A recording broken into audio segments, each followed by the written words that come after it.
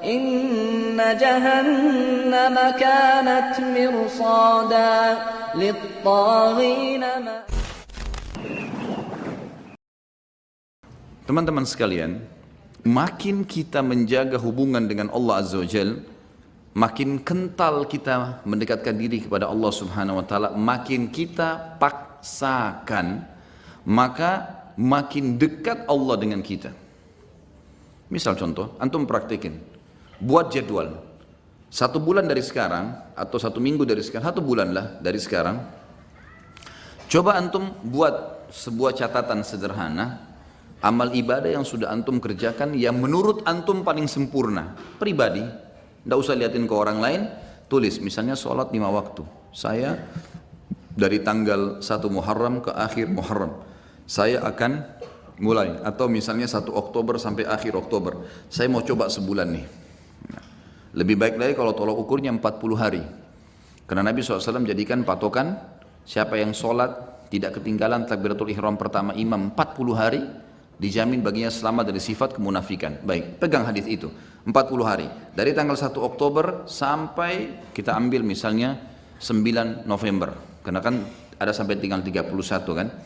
Baik, sampai 9 November buat jadwal itu memang harus dipaksakan, paksa, nggak pakai cerita main-main, ini harus buat program dan antum harus mulai sendiri, paksain, mau apapun godaannya tidak ada ceritanya. Seperti antum kalau lagi lapar, orang mau bicara apapun antum tidak pusing, yang penting saya harus makan dulu karena laparnya berbahaya. Seperti itu butuhnya dengan ibadah.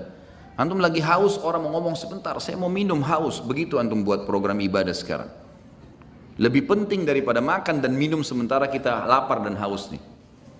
Buat jadwal, sholat 5 waktu saya harus on time. Jadwal, buat jadwal sholat, mulai start subuh, duhur, asar, maghrib, isya, buat catengan. Besok lagi, terus paksain. Karena 40 hari jaminan selamat dari sifat munafik. Antum tidak akan pernah dusta seumur hidup, tidak akan pernah ingkari janji, tidak akan pernah khianati amanah, tidak akan pernah berbuat curang. Jaminan dari baginda Nabi SAW. Dan tidak mungkin Nabi salah. Tidak mungkin Allah salah. Ada sahabat 2 orang, adik kakaknya sakit perut, datang ke Nabi SAW. Ya Rasulullah, adiknya bilang, kakak saya sakit perut. Kata Nabi SAW, minumkan madu, kasih madu. Adiknya kasih madu. Rupanya adiknya buru-buru, kakaknya masih kesakitan, kembali lagi ke masjid. Ya Rasulullah, kakak saya masih belum sembuh. Apa kata Nabi SAW? Minum lagi, cari obat lain? Tidak. Nabi ajarkan sebuah konsep dasar ini. Kata Nabi SAW, Allah pasti benar dan perut kakakmu yang bohong. Enggak mungkin Allah salah. Sabar, minum, yakin, pasti. Allah pasti benar, perut kakakmu yang bohong. Penanaman akidah yang luar biasa. Harus difahami ini. Buat jadwal. Saya belum pernah baca Quran sehari. Baik, sekarang baca. Lebih mudah bagaimana? Habis sholat, buat jadwal ini coba. Setiap habis sholat teman-teman, habis zikir, jangan berdiri. Hitung pakai stopwatch, 5-10 menit, tidak usah lebih. Antum buru-buru 5 menit saja. Buka Quran, baca. Pokoknya baca. Kalau antum bisa baca 2 lembar setiap habis sholat, 1 lembar, 2 lembar, sampai isya itu berarti bisa 10 lembar per hari. Atau kita ambil ayat lah. 10 ayat habis sholat. 1 hari antum punya 50 ayat. Apalagi kalau antum bisa 20 ayat, bagus kan? 20 ayat subuh, 20 ayat duhur, 20 ayat asar, 20 ayat maghrib, 20 ayat isya. Kalau ada yang lewat, misal maghrib gini ada taklim, habis isya nanti saya double jadi 40 ayat.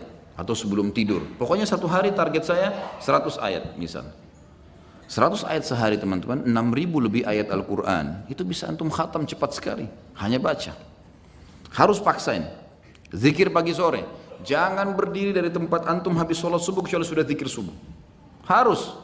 Apapun godaannya enggak, duduk dulu sebentar. Dan teman-teman, saya pernah praktekin zikir pagi, asal antum sudah rutin lakukan, maksimal 12 menit. Maksimal udah. 12 sampai, ini kita baca zikirnya. Kalau ditambah dengan wirid yang lain seperti la ilaha illallah wahdahu la syarika lah, ini saya pernah baca 100 kali. Saya praktekin ya, dengan tidak terlalu buru-buru, tidak juga Terlalu pelan, la ilaha illallah wahdahu la syarika lah, lahul mulku wal hamdu wa huwa ala kulli syai'in qadir, la ilaha illallah wahdahu la syarika lah. Jangan berhenti mulut antum, sambung, nyambung.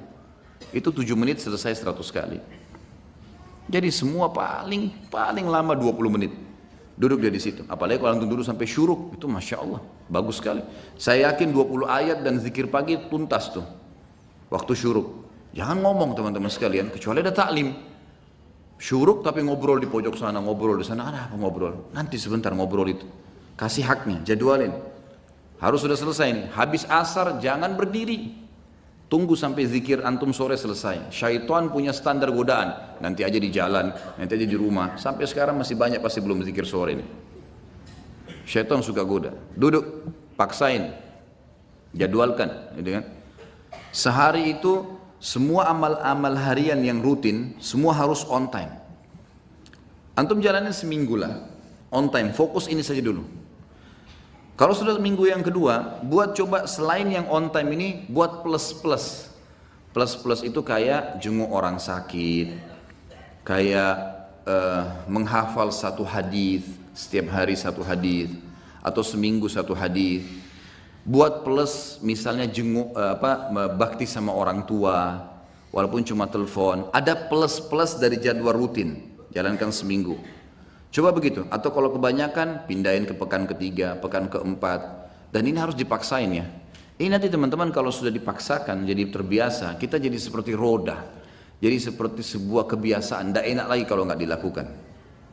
Jadi kalau antum kerjaan sebulan atau 40 hari tadi, memang butuh paksa di sini. Insya Allah setelahnya nanti malah jadi nggak enak. Orang kalau biasa puasa Senin Kamis terus nggak puasa, nggak enak. Atau orang biasa sudah ke masjid, sholat on time, telat sedikit rasanya beban, gitu kan? Terus begitu. Dan kata kuncinya, kalau kita sibukkan diri dengan perbuatan amal soleh seperti ini teman-teman sekalian, pasti dosa atau akan tinggalkan secara otomatis. Nggak ada waktu buat dosa udah. Jadi nggak usah sisipkan energi khusus tinggalkan zina, tinggalkan riba, nggak. Sibukkan diri dengan amal soleh yang antum akan tinggalkan nanti. Karena ini penting di sini. Sibukkan diri dengan amal soleh maka dosa akan kita tinggalkan. Kalau ini terjadi, akan terjadi banyak karamah. Sebagian ulama menyusun ada beberapa tingkatan karamah itu. Yang pertama, yang umumnya datang kalau orang itu memaksakan diri dalam ibadah, mengerjakan yang wajib dan sunnah, meninggalkan yang haram dan makruh, maka dia akan sering melihat, dia akan sering merasakan firasatul mu'min. Yang kata dalam hadis Nabi SAW, kata Nabi SAW, firasatul mu'min benar. Ada sebuah perasaan yang kita rasakan, orang ini baik atau tidak baik. Jadi ini bisa dibedain ya dengan sesuatu kalau antum belum dekat sama Allah. Itu berarti belum tentu benar, bisa dari syaitan, sangka buruk. Tapi kalau seseorang sudah paksain diri, sudah jadwal ibadah tadi, antum bisa merasa orang ini mau niat jahat atau ini orang yang mau baik sama kita. Tapi konsekuensi ini dulu nih. Kalau sudah terpenuhi ini baru. Kalau tidak, masih antum Senin Kamis masih jalan. Ada orang sholat 5 waktu, iya, ikhwah banyak. Tapi nggak pernah puasa Senin Kamis. Entah kenapa. Apa udurnya nggak tahu. Mau tunggu mungkin mati, malaikat mau datang baru puasa, Allahu a'lam. Gak ada alasan sama sekali. Kerja, semua orang kerja. Semua panas semua. Ramadan kemarin sudah menghapus semua syubhatnya orang yang tidak puasa. Semua dihapus. Panas iya, kerja iya. Sama semua. Sama. Sudah kita dilatih sama Allah SWT. Dan wajar kalau orang menjadi lebih baik. Wajar, gitu kan. Yang kedua, dia kalau terus memaksakan diri lagi, dia akan mendapatkan yang dikenal dengan ru'yah sadiqah. Ru'yah sadiqah ini, sebagian ulama, tentu tidak semua, mengatakan diambil dari sabda Nabi SAW, mimpi yang benar dari seorang mukmin atau ru'yah sadiqah adalah cabang dari 40 cabang kemujizatan Nabi. Dalam hadis lain dikatakan tidak tertinggal lagi sesuatu yang benar menjelang hari kiamat kecuali mimpi yang benar dari orang mukmin. Misal antum mau pergi umroh atau mau pergi haji, mimpi lihat Ka'bah. Ada orang tua kita mau datang silaturahim, kita mimpi beliau datang, gitu kan? Banyak hal yang diperlihatkan oleh Allah SWT, mimpi. Dan mimpi itu berita gembira, membuat orang mukmin ini senang. Kata para ulama, kalau orang ini belum memaksakan diri ke target-target tadi, mengerjakan semua perintah wajib atau sunnah, meninggalkan semua larangan, haram atau makruh, maka bisa saja mimpinya itu bercampur baur dengan hilm. Hilm ini lawannya ru'ya sadiqah. Ru'ya sadiqah, mimpi yang benar dari Allah, sementara hilm dari syaitan. Jadi kalau antum masih mimpi, nggak tahu ini benar dari Allah atau bukan ya. Nah ini karena masih belum sampai pada itu. Tapi orang kalau sampai pada tingkat ini, sebagian ulama mengatakan seperti sabda Nabi SAW. Memang orang mukmin akan mimpi ru'ya sadiqah itu. Orang mimpi ru'ya sadiqah. Ini yang kedua. Kemudian datang yang ketiga, yang setelahnya adalah hal-hal yang terjadi yang memang Allah Subhanahu wa taala sesuaikan dengan keadaan orang itu. Bisa saja lisannya menjadi petunjuk bagi orang. Seperti misal Umar bin Khattab radhiyallahu anhu, di zaman khilafahnya beliau pernah tiba-tiba naik mimbar, kumpulin orang di masjid, lalu beliau mengatakan, "Hai pasukanku, ke gununglah kalian, ke gununglah kalian." Bahasa begitu. Orang yang lagi di dalam masjid, apa ini? Amir Mukminin bicara apa ini? Ke gunung, tidak ada pasukan di masjid, bukan pasukan ini. Orang belum mengerti pada saat itu. Lalu Umar bin Khattab turun dari mimbarnya. Orang juga nggak ada yang nanya. Selesai. Ternyata Umar bin Khattab lagi mengirim pasukan di perbatasan wilayah Persia. Datang pasukan tersebut, lalu mereka yang memberikan kesaksian. Mereka mengatakan, "Ya Amir Mu'minin, Allah telah berikan kami kemenangan."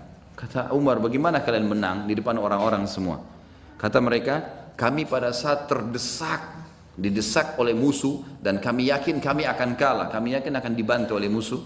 Tiba-tiba kami mendengarkan suara Anda yang berkata, 'Wahai pasukanku, ke gununglah, ke gununglah.' Dan kami lihat di belakang kami ada gunung, kami naik ke gunung tersebut, mengatur strategi, kemudian kami melemparkan anak-anak panah ke musuh dan kami menang." Umar bin Khattab waktu itu yang muncul adalah perasaan dia. Dia tidak bisa lihat ghaib. Umar bin Khattab tahu itu. Tapi ada feeling yang sangat kuat di situ, kalau dia harus ucapkan itu. Maka dia ucapkan dan dibuktikan di lapangan, Allah berikan kemenangan pasukannya. Tapi ini bukan orang-orang yang biasa, bukan orang yang baru Senin Kamis sholatnya, baru 2 kali 3 kali datang taklim, baru tiba-tiba mau, apalagi kalau sudah pakai aku dan saya tadi, lupain sudah ini. Jelas ini? Ini bahasa Indonesia ini. Ya? Jangan lagi tidak faham.